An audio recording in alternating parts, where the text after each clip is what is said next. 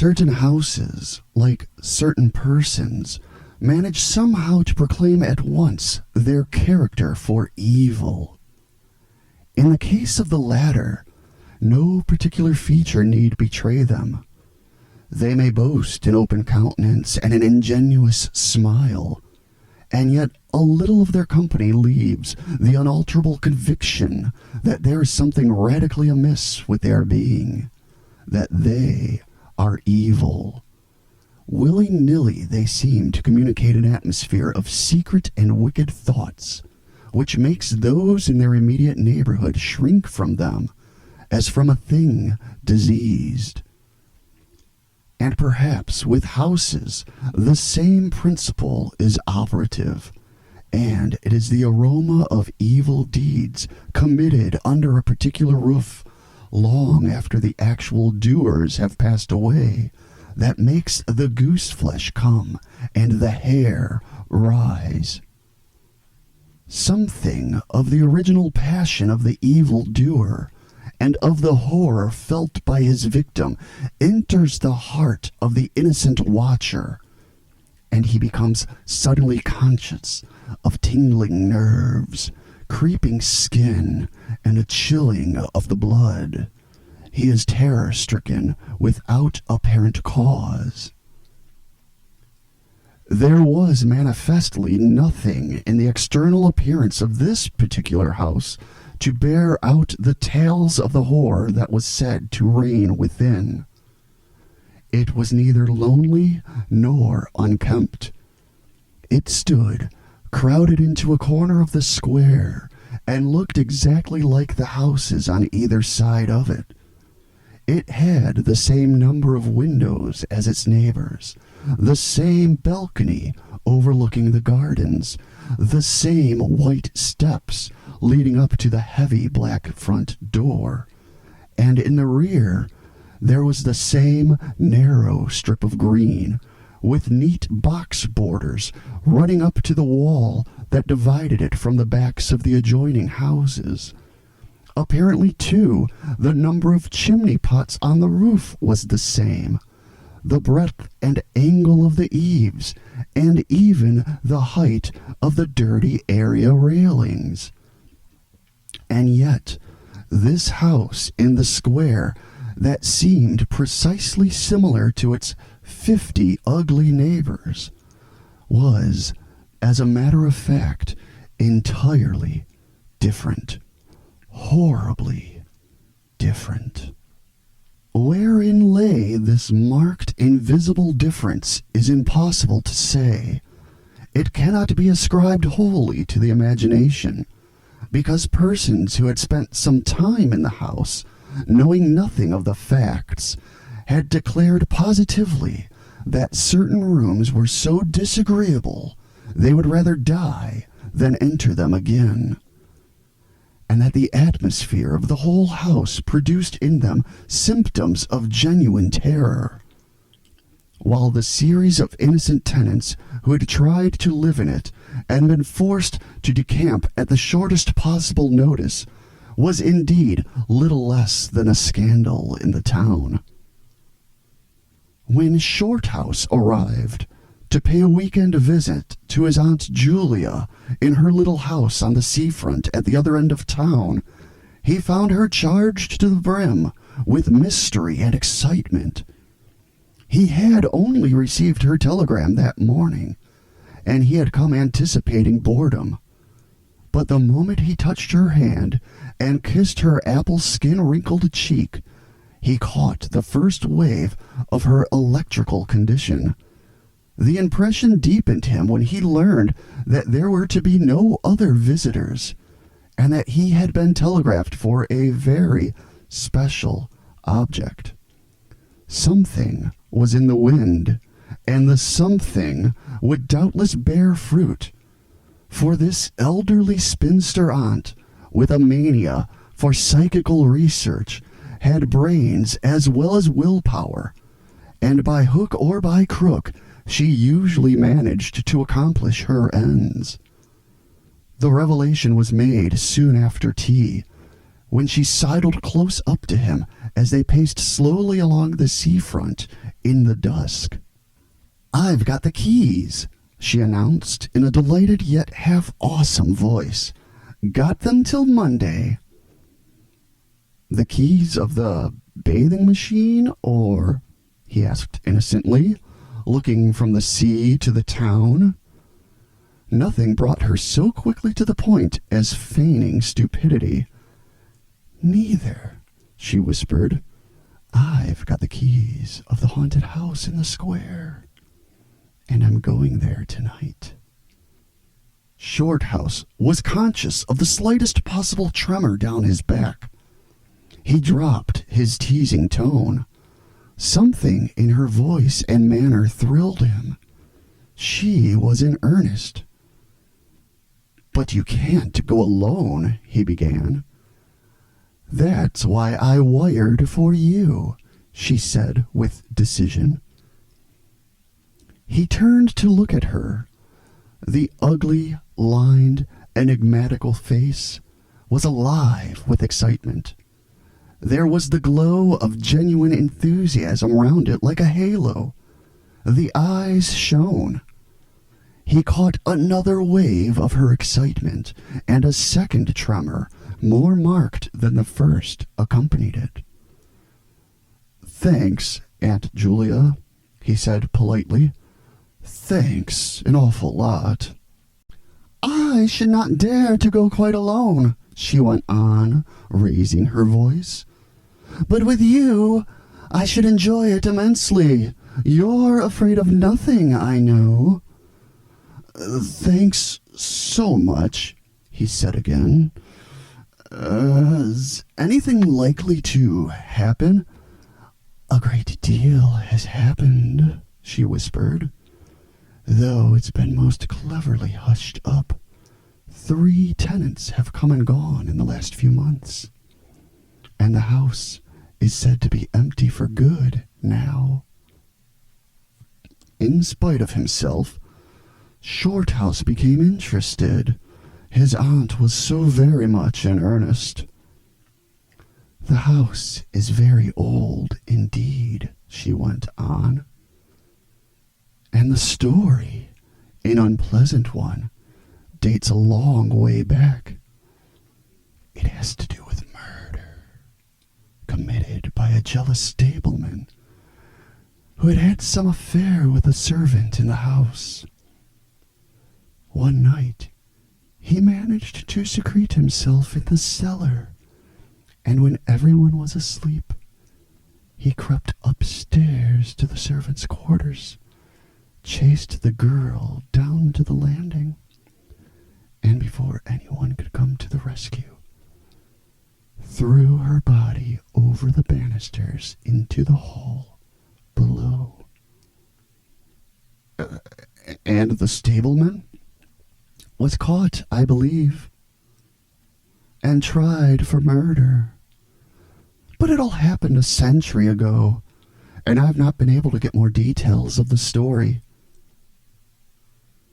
Shorthouse now felt his interest thoroughly aroused, but though he was not particularly nervous for himself, he hesitated a little on his aunt's account. "On one condition," he said at length. "Nothing will prevent my going," she said firmly. "But I may as well hear your condition." "That you guarantee your power of self-control if anything really horrible happens. I mean, that you are sure you won't get too frightened." "Jim," she said scornfully, "I'm not young. I know, nor are my nerves, but with you, I should be afraid of nothing in the world." This, of course, settled it, for Shorthouse had no pretensions to being other than a very ordinary young man, and an appeal to his vanity was irresistible. He agreed to go. Instinctively, by a sort of subconscious preparation, he kept himself and his forces well in hand the whole evening, compelling an accumulative reserve of control by that nameless inward process of gradually putting all the emotions away and turning the key upon them, a process difficult to describe but wonderfully effective, as all men who has lived through severe trials of the inner man well understand. Later, it stood him in good stead. But it was not until 10:30, when they stood in the hall, well in the glare of friendly lamps and still surrounded by comforting human influences, that he had to make the first call upon this store of collected strength. For once the door was closed, and he saw the deserted, silent street stretching away white in the moonlight before them, it came to him clearly that the real test that night would be in dealing with two fears instead of one. He would have to carry his aunt's fear as well as his own. And as he glanced down at her sphinx-like countenance, and realized that it might assume no pleasant aspect in a rush of real terror, slowly they walked along the empty streets of the town. A bright autumn moon silvered the roofs, casting deep shadows. There was no breath of wind, and the trees in the formal gardens by the seafront watched them silently as they passed along. To his aunt's occasional remarks, Shorthouse made no reply, realizing that she was simply surrounding herself with mental buffers, saying ordinary things to prevent herself thinking of extraordinary things. Few windows showed lights, and from scarcely a single chimney came smoke or sparks. Shorthouse had already begun to notice everything, even the smallest details. Presently they stopped at the street corner and looked up at the name on the side of the house full in the moonlight, and with one accord, but without remark, turned into the square and crossed over to the side of it that lay in shadow. "The number of the house is 13, whispered a voice at his side, and neither of them made the obvious reference, but passed across the broad sheet of moonlight and began to march up the pavement in silence. It was about halfway up the square that Shorthouse felt an arm slipped quietly but significantly into his own, and knew then that their adventure had begun in earnest, and that his companion was already yielding imperceptibly to the influences against them. She needed support.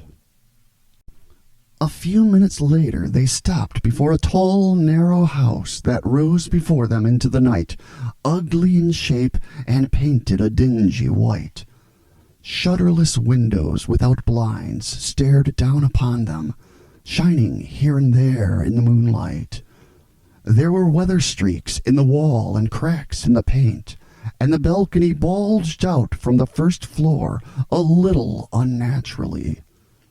But beyond this generally forlorn appearance of an unoccupied house, there was nothing at first sight to single out this particular mansion for the evil character it had most certainly acquired. Taking a look over their shoulders to make sure that they had not been followed, they went boldly up the steps and stood against the huge black door that fronted them forbiddingly. But the first wave of nervousness was now upon them, and Shorthouse fumbled a long time with the key before he could fit it into the lock at all. For a moment, if truth were told, they both hoped it would not open, for they were a prey to various unpleasant emotions as they stood there on the threshold of their ghostly adventure. Shorthouse, shuffling with the key, and hampered by the steady weight on his arm, certainly felt the solemnity of the moment. It was as if the whole world, for all experience, seemed at that instant concentrated in his own consciousness, were listening to the grating noise of that key. A stray puff of wind wandered down the empty street, woke a momentarily rustling in the trees behind them. But otherwise, this rattling of the key was the only sound audible, and at last it turned in the lock, and the heavy door swung open and revealed a yawning gulf of darkness beyond. With a last glance at the moonlit square, they passed quickly in, and the door slammed behind them with a roar that echoed prodigiously through the empty halls and passages. But instantly, with the echoes, another sound made itself heard, and Aunt Julia leaned suddenly so heavily upon him that he had to take a step backwards to save himself from falling. A man had coughed close beside them, so close that it seemed they must have been actually by his side in the darkness. With the possibility of practical jokes in mind, Shorthouse at once swung his heavy stick in the direction of the sound, but it met nothing more solid than air. He heard his aunt give a little gasp beside him. "There's someone here," she whispered. "I heard him." "Be quiet," he said sternly. "It was nothing but the noise of the front door." "Oh, get a light, quick," she added, as her nephew, fumbling with a box of matches, opened it upside down and let them all fall with a rattle onto the stone floor. The sound, however, was not repeated, and there was no evidence of retreating footsteps. In another minute they had a candle burning, using an empty end of a cigar case as a holder. And when the first flare had died down, he held the impromptu lamp aloft and surveyed the scene, and it was dreary enough in all conscience. For there is nothing more desolate in all the abodes of men than an unfurnished house, dimly lit, silent and forsaken, and yet tenanted by rumor with the memories of evil and violent histories. They were standing in a wide hallway.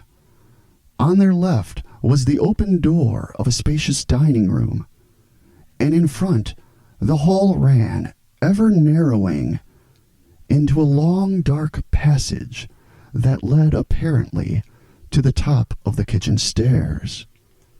The broad, uncarpeted staircase rose in a sweep before them, everywhere draped in shadows, except for a single spot about halfway up, where the moonlight came in through the window and fell on a bright patch of the boards. This shaft of light shed a faint radiance above and below it, leading to the objects within its reach a misty outline that was infinitely more suggestive and ghostly than complete darkness. Filtered moonlight always seems to paint faces on the surrounding gloom, and as Shorthouse peered up into the well of darkness and thought of the countless empty rooms and passages in the upper part of the old house, he caught himself longing again for the safety of the moonlit square, or the cozy, bright drawing room they had left an hour before. Then, realizing that these thoughts were dangerous, he thrust them away again and summoned all his energy for concentration on the present. "Aunt Julia," he said aloud, severely, "we must now go through the house from top to bottom and make a thorough search." The echoes of his voice died away slowly all over the building, and in the intense silence that followed, he turned to look at her. In the candlelight, he saw that her face was already ghastly pale, but she dropped his arm for a moment and said in a whisper, stepping close in front of him, I agree. We must be sure there's no one hiding. That's the first thing. She spoke with evident effort, and he looked at her with admiration. You feel quite sure of yourself. It's not too late. I think so, she whispered, her eyes shifting nervously toward the shadows behind. Quite sure. Only one thing. What's that? You must never leave me alone for an instant. As long as you understand that any sound or appearance must be investigated at once, for to hesitate means to admit fear. That is fatal. Agreed, she said, a little shakily after a moment's hesitation. I'll try. Arm in arm, Shorthouse holding the dripping candle and the stick, while his aunt carried the cloak over her shoulders, figures of utter comedy to all but themselves, they began a systematic search. Stealthily, walking on tiptoe and shading the candle lest it should betray their presence through the shutterless windows, they went first into the big dining room. There was not a stick of furniture to be seen. Bare walls, ugly mantelpieces, and empty grates stared at them. Everything, they felt, resented their intrusion, watching them, as it were, with veiled eyes. Whispers followed them. Shadows flitted noiselessly to right and left. Something seemed ever at their back, watching, waiting for an opportunity to do them injury. There was the inevitable sense that operations which went on when the room was empty had been temporarily suspended till they were well out of the way again. The whole dark interior of the old building seemed to become a malignant presence that rose up, warning them to desist and mind their own business. Every moment the strain on the nerves increased. Out of the gloomy dining room, they passed through large folding doors into a sort of library wrapped equally in silence, darkness, and dust. And from this they regained the hall near the top of the back stairs. Here a pitch-black tunnel opened before them into the lower regions. And, it must be confessed, they hesitated, but only for a minute. With the worst of the night still to come, it was essential to turn from nothing. Aunt Julia stumbled at the top step of the dark descent, ill-lit by the flickering candle, and even Shorthouse felt at least half the decision go out of his legs. "Come on," he said peremptorily, and his voice ran on and lost itself in the dark, empty spaces below. "I'm coming," she faltered, catching his arm with unnecessary violence. They went a little unsteadily down the stone steps, a cold, damp air meeting them in the face, close and malodorous. The kitchen, into which the stairs led along a narrow passage, was huge, with a lofty ceiling. Several doors opened out of it, some into cupboards, with empty jars still standing on the shelves, and others into horribly little ghastly back offices, even colder and less inviting than the last. Black beetles scurried across the floor, and once, when they knocked against a deal table standing in the corner, something about the size of a cat jumped down with a rush and fled, scampering across the stone floor into the darkness. Everywhere there was a sense of recent occupation, an impression of sadness and gloom.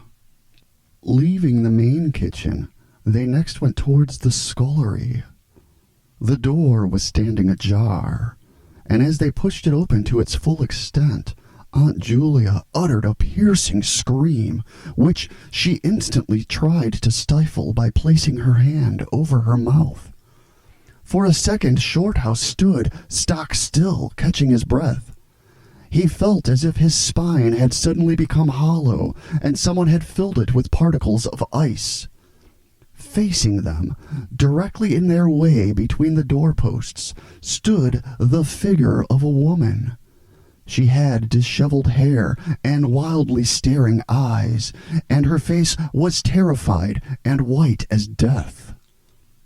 She stood there motionless for the space of a single second.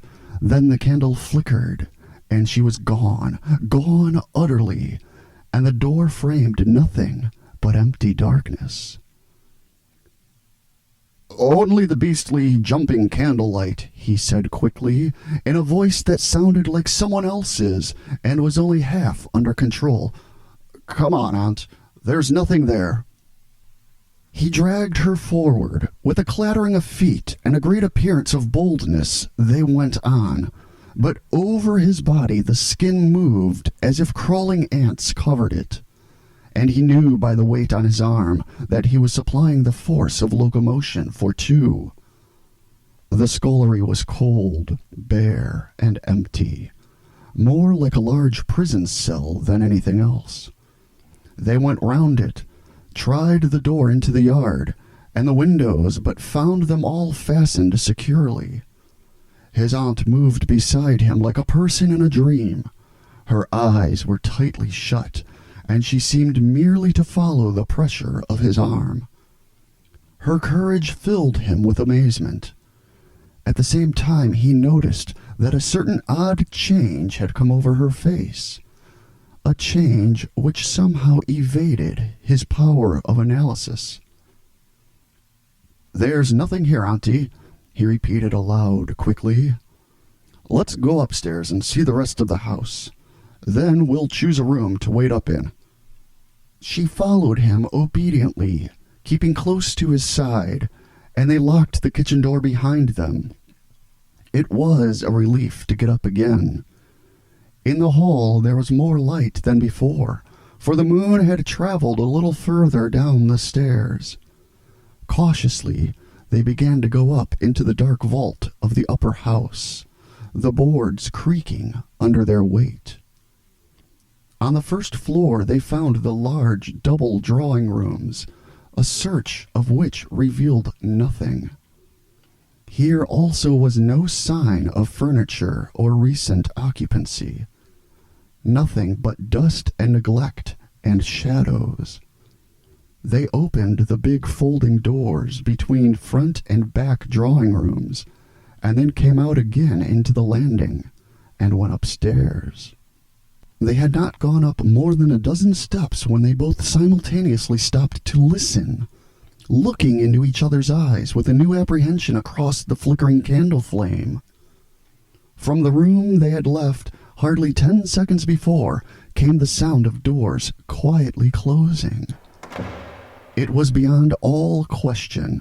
They heard the booming noise that accompanies the shutting of heavy doors, followed by the sharp catching of the latch. "We must go back and see," said Shorthouse briefly in a low tone, and turning to go downstairs again. Somehow she managed to drag after him, her feet catching in her dress, her face livid. When they entered the front drawing room, it was plain that the folding doors had been closed half a minute before. Without hesitation, Shorthouse opened them. He almost expected to see someone facing him in the back room, but only darkness and cold air met him. They went through both rooms, finding nothing unusual. They tried in every way to make the doors close of themselves, but there was not wind enough even to set the candle flame flickering. The doors would not move without strong pressure. All was silent as the grave. Undeniably, the rooms were utterly empty, and the house utterly still. "It's beginning," whispered a voice at his elbow which he hardly recognized as his aunt's. He nodded acquiescence, taking out his watch to note the time. It was 15 minutes before midnight. He made the entry of exactly what had occurred in his notebook, setting the candle in its case upon the floor in order to do so. It took only a moment or two to balance it safely against the wall. Aunt Julia always declared that at this moment she was not actually watching him, but had turned her head towards the inner room, where she fancied she heard something moving.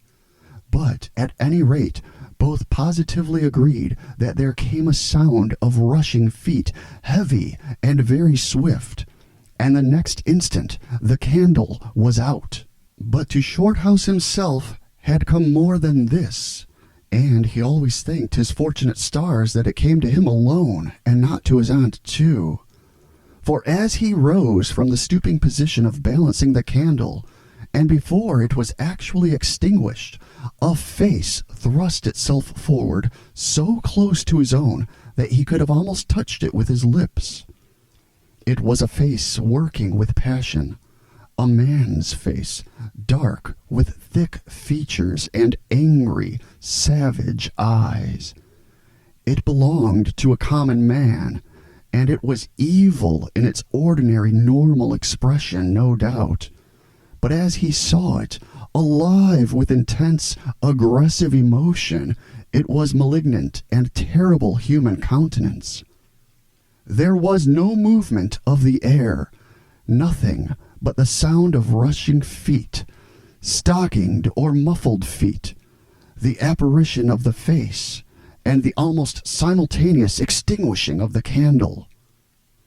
In spite of himself, Shorthouse uttered a little cry, nearly losing his balance as his aunt clung to him with her whole weight in one moment of real, uncontrollable terror. She made no sound, but simply seized him bodily. Fortunately, however, she had seen nothing, but had only heard the rushing feet, for her control returned almost at once, and he was able to disentangle himself and strike a match. The shadows ran away on all sides before the glare, and his aunt stooped down and groped for the cigar case with the precious candle. Then they discovered that the candle had not been blown out at all. It had been crushed out. The wick was pressed down into the wax, which was flattened as if by some smooth, heavy instrument. How his companion so quickly overcame her terror, Shorthouse never properly understood, but his admiration for her self-control increased tenfold, and at the same time served to feed his own dying flame, for which he was undeniably grateful. Equally inexplicable to him was the evidence of physical force they had just witnessed. He at once suppressed the memory of stories he had heard of physical mediums and their dangerous phenomena. For if these were true, and either his aunt or himself was unwittingly a physical medium, it meant that they were simply aiding to focus the forces of a haunted house already charged to the brim. It was like walking with unprotected lamps among uncovered stores of gunpowder. So, with as little reflection as possible, he simply relit the candle and went up to the next floor. The arm in his trembled, it is true, and his own tread was often uncertain, but they went on with thoroughness, and after a search revealing nothing, they climbed the last flight of stairs to the top floor of all. Here they found a perfect nest of small servants' rooms with broken pieces of furniture, dirty cane-bottomed chairs, chests of drawers, cracked mirrors, and decrepit bedsteads. The rooms had low, sloping ceilings, already hung here and there with cobwebs, small windows, and badly plastered walls, a depressing and dismal region which they were glad to leave behind. It was on the stroke of midnight when they entered a small room on the 3rd floor close to the top of the stairs, and arranged to make themselves comfortable for the remainder of their adventure. It was absolutely bare, and was said to be the room then used as a clothes closet, into which the infuriated groom had chased his victim and finally caught her. Outside, across the narrow landing, began the stairs leading up to the floor above, and the servants' quarters where they had just searched. In spite of the chilliness of the night, there was something in the air of this room that cried for an open window. But there was more than this. Shorthouse could only describe it by saying that he felt less master of himself here than in any other part of the house. There was something that acted directly on the nerves, tiring the resolution, enfeebling the will. He was conscious of this result before he had been in the room 5 minutes, and it was in the short time they stayed there that he suffered the wholesale depletion of his vital forces, which was, for himself, the chief horror of the whole experience. They put the candle on the floor of the cupboard, leaving the door a few inches ajar, so that there was no glare to confuse the eyes, and no shadow to shift about on the walls and ceiling. Then they spread the cloak on the floor, and sat down to wait, with their backs against the wall. Shorthouse was within 2 feet of the door on to the landing. His position commanded a good view of the main staircase leading down into the darkness, and also the beginning of the servants' stairs going to the floor above. The heavy stick lay beside him, within easy reach. The moon was now high above the house. Through the open window they could see the comforting stars like friendly eyes watching in the sky. One by one the clocks of the town struck midnight, and when the sounds died away, the deep silence of a windless night fell again over everything.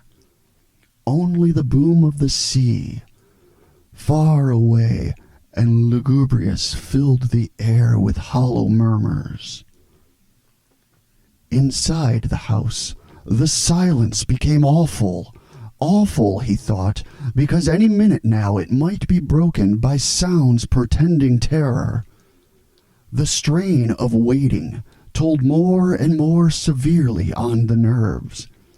They talked in whispers, when they talked at all, for their voices aloud sounded queer and unnatural.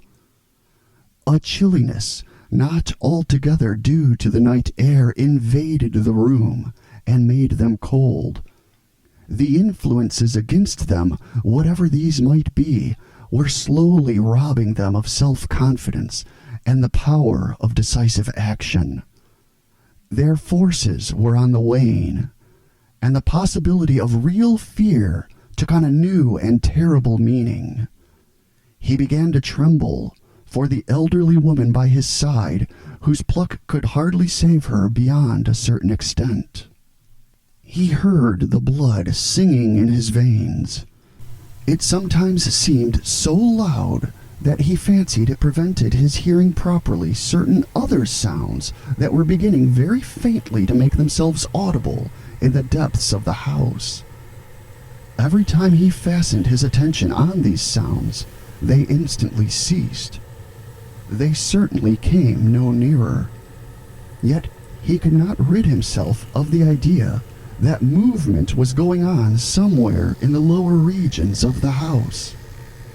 The drawing-room floor, where the doors had been so strangely closed, seemed too near. The sounds were further off than that. He thought of the great kitchen with the scurrying black beetles, and of the dismal little scullery. But somehow or other, they did not seem to come from there either. Surely they were not outside the house. Then, suddenly, the truth flashed into his mind, and for the space of a minute he felt as if his blood had stopped flowing and turned to ice. The sounds were not downstairs at all.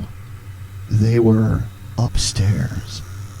Upstairs, somewhere among those horrid, gloomy little servants' rooms, with their bits of broken furniture, low ceilings, and cramped windows. Upstairs, where the victim had first been disturbed and stalked to her death. And the moment he discovered where the sounds were, he began to hear them more clearly. It was the sound of feet moving stealthily along the passage overhead, in and out among the rooms and past the furniture. He turned quickly to steal a glance at the motionless figure seated beside him, to note whether she had shared in his discovery. The faint candlelight coming through the crack in the cupboard door threw her strongly marked face into vivid relief against the white of the wall. But it was something else that made him catch his breath and stare again. An extraordinary something that had come into her face and seemed to spread over her features like a mask. It smoothed out the deep lines and drew the skin everywhere a little tighter so that the wrinkles disappeared. It brought into the face, with the sole exception of the old eyes, an appearance of youth and almost of childhood. He stared in speechless amazement that was dangerously near to horror. It was his aunt's face indeed, but it was her face of 40 years ago, the vacant, innocent face of a girl. He had heard stories of that strange effect of terror which could wipe a human countenance clean of other emotions, obliterating all previous expressions. But he had never realized that it could be literally true, or could mean anything so simply horrible as what he now saw. For the dreadful signature of overmastering fear was written plainly in that utter vacancy of the girlish face beside him. And when, feeling his intense gaze, she turned to look at him, he instinctively closed his eyes tightly to shut out the sight. Yet, when he turned a minute later, his feelings well in hand, he saw to his intense relief another expression. His aunt was smiling, and though the face was deathly white, the awful veil had lifted, and the normal look was returning. Anything wrong? Was all he could think of to say at the moment, and the answer was eloquent, coming from such a woman. "I feel cold and a little frightened," she whispered. He offered to close the window, but she seized hold of him and begged him not to leave her side, even for an instant. "It's upstairs, I know," she whispered, with an odd half-laugh, "but I can't possibly go up." But Shorthouse thought otherwise, knowing that in action lay their best hope of self-control. He took the brandy flask and poured out a glass of neat spirit stiff enough to help anybody over anything. She swallowed it with a little shiver. His only idea now was to get out of the house before her collapse became inevitable. But this could not safely be done by turning tail and running from the enemy. Inaction was no longer possible. Every minute he was growing less master of himself, and desperate, aggressive measures were imperative without further delay. Moreover, the action must be taken towards the enemy, not away from it. The climax, if necessary and unavoidable, would have to be faced boldly. He could do it now, but in 10 minutes he might not have the force left to act for himself, much less for both. Upstairs, the sounds were meanwhile becoming louder and closer, accompanied by occasional creaking of the boards. Someone was moving stealthily about, stumbling now and then awkwardly against the furniture. Waiting a few moments to allow the tremendous dose of spirits to produce its effect, and knowing this would last but a short time under the circumstances, Shorthouse then quietly got to his feet, saying in a determined voice, "Now, Aunt Julia, we'll go upstairs and find out what all this noise is about. You must come too. It's what we agreed." He picked up his stick and went to the cupboard for the candle. A limp form rose shakily beside him, breathing hard, and he heard a voice say very faintly something about being ready to come. The woman's courage amazed him. It was so much greater than his own. And, as they advanced, holding aloft the dripping candle, some subtle force exhaled from this trembling, white-faced old woman at his side that was the true source of his inspiration. It held something really great that shamed him and gave him the support without which he would have proved far less equal to the occasion. They crossed the dark landing, avoiding with their eyes the deep black space over the banisters.